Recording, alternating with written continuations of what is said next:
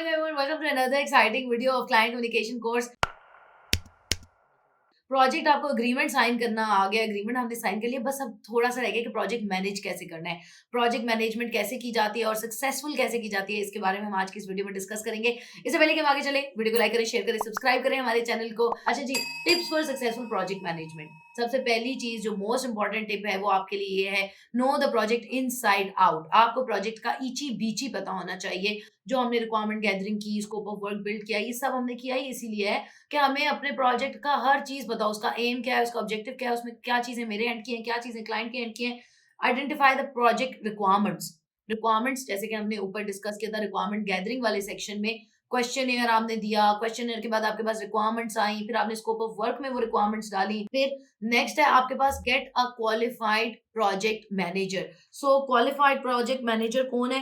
वो आप खुद भी हो सकते हैं या आपकी टीम में भी कोई बंदा हो सकता है जिसका आपको लगता है कि यार ये प्रोग्रामिंग या डिजाइन वाली साइड पे तो नहीं, लेकिन ये प्रोजेक्ट मैनेजर जरूर बन सकता है। तो आपने सिंपली उसे एक टूल देना है। वो बंदा आप खुद भी हो सकते हैं या प्रोजेक्ट मैनेजर बाहर से भी ला सकते हैं। बट अगर आप खुद भी हैं तो आपने अपने आप को डिफाइन करना है कि ये मेरा रोल है, मैं प्रोजेक्ट मैनेजर हूँ इस प्रोजेक्ट का, ये प्रोजेक्ट मेरे अंडर है और मैंने इसको इस तरह लेके चलना है। टूल्स कैसे इस्तेमाल करने हैं उसके ऊपर भी हम बाद में वीडियो करेंगे। Stay professional.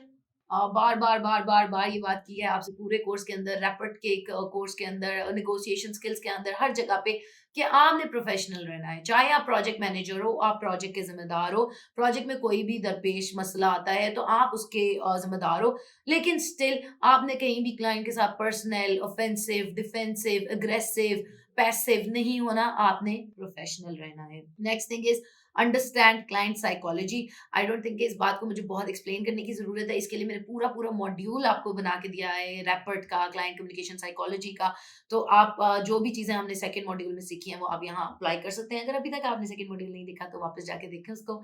And next thing is clarify critical milestones. हाँ, ये बहुत जरूरी है कि जब हम प्रोजेक्ट बनाएं, जिस तरह हमने स्कोप ऑफ वर्क में आपको कहा था कि डिलीवरेबल्स और माइलस्टोन्स आपने डिफाइन करने हैं कि कितने महीने में क्या चीज मिलेगी, डिजाइन कब मिलेगा, डेवलपमेंट कब मिलेगी, फ्रंट एंड कब मिलेगा, बैक एंड कब मिलेगा।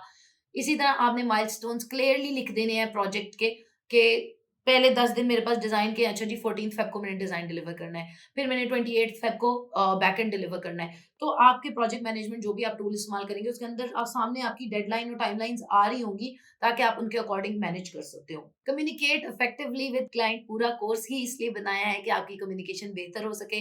तो जितनी भी चीजें आपको लिसनिंग एक्सरसाइजेस बताई हैं, प्रैक्टिस करने को रैपिड की चीजें बताई हैं, एक्शनेबल आइटम्स दिए हैं, वो सब चीजें आपने प्रैक्टिस करनी है ताकि आप क्लाइंट के साथ इफेक्टिवली बात कर सकें और टू वे कम्युनिकेशन आपका चलता रहे। क्लाइंट को हर टाइम पता हो कि उसका प्रोजेक्ट कहाँ पहुंचा है और कैसे उसको करना है। Use a project management tool. ये बहुत जरूरी है कि अगर आप एक टूल इस्तेमाल कर रहे होंगे तो एनी टाइम क्लाइंट भी लॉग इन करके देख सकता है उसका प्रोजेक्ट कहाँ पहुंचा, उस पर कौन काम कर रहा है, कितना काम रह गया है, कितना काम हो गया है।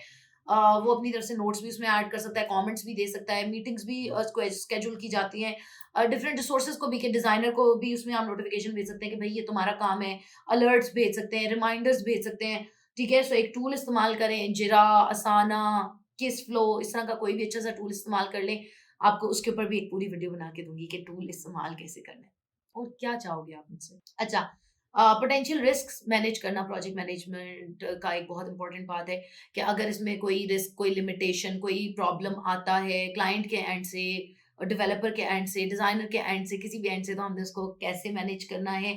Test deliverables. कोई भी चीज क्लाइंट को तब तक नहीं देनी जब तक हमने उसे खुद टेस्ट नहीं किया। क्वालिटी अश्योरेंस करके हर चीज देनी है, चाहे वो लोगो हो, चाहे वो टेंजिबल गुड हो, चाहे वो वेबसाइट है, उसकी फंक्शनैलिटी। अगर आपने एक फॉर्म भी क्लाइंट को भेजा है तो खुद फॉर्म फिल करके अपना ईमेल डाल के, चीजें डाल के चेक करो कि क्या वो फॉर्म, रीसबमिशन, ईमेल और वो सब चीजें उसकी चल रही हैं। एंड इवेल्युएशन जो है प्रोजेक्ट की, ये एक प्रोजेक्ट मैनेजमेंट के मैनेजर की जिम्मेदारी होती है कि इस प्रोजेक्ट में हमारे कितनी रिसोर्स, कितनी कॉस्ट, कितनी चीजें लगी, कितना टाइम लगा और हमें इस प्रोजेक्ट से कितने पैसे वापस आए। तो एक at the end of the day project की इवेल्युएशन भी करनी होती है कि ये हमारे लिए प्रॉफिटेबल रहा, नहीं रहा, ताकि हम फ्यूचर में वैसे ही प्रोजेक्ट्स मजीद करें ना करें। सही है। So these are all the steps for successful project management and how to correctly manage projects and how to work on project management. Project management skills बहुत ज्यादा जरूरी होते हैं। आपने इनको improve कैसे करना है, ये जो tips इस वीडियो में बताई हैं ये फॉलो करें और साथ में आपको नेक्स्ट वीडियोस में बताएंगे कि प्रोजेक्ट मैनेजमेंट टूल इस्तेमाल कैसे करते हैं और कौन से बेस्ट प्रोजेक्ट मैनेजमेंट टूल्स हैं जो आप इस्तेमाल कर सकते हैं। अपना ख्याल रखें, बहुत ज्यादा खुश रहें, मोहब्बतें बांटें। अल्लाह हाफ़िज़। dankash.com 0304 1115786